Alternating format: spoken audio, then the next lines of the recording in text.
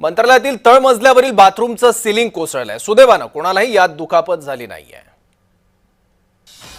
मंत्रालयातील बाथरूमचं सीलिंग कोसळलंय।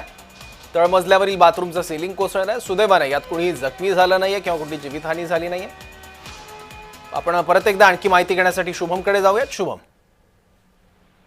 सौरभ, खरं तर बघू शकतो आज मंगळवार आहे, कॅबिनेट बैठक जी आहे ती बोलवण्यात येत असते दर मंगळवारी साप्ताहिक, आणि अशामध्येच अगदी तळ मजल्यावर ज्या बाथरूमचं जे आहे ते सीलिंग कोसळलेलं आहे। खरं पाहायला गेलं तर हे बाथरूम जे आहे हे लिफ्टच्या बाजूचं आहे, ज्या लिफ्टने सर्व कॅबिनेट मंत्री प्रवास करत असतात।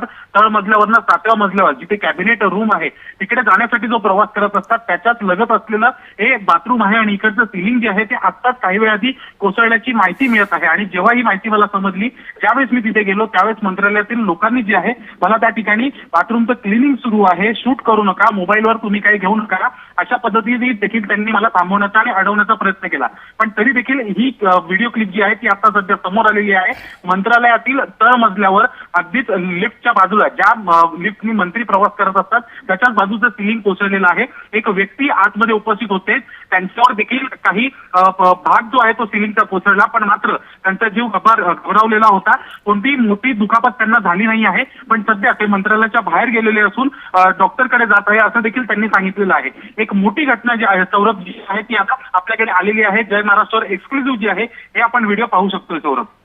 ठीक आहे शुभम, धन्यवाद या माहितीबद्दल। ते एक्सक्लुझिव्ह दृश्य आपण बघतोय जी बघता जय महाराष्ट्रकडे आहेत।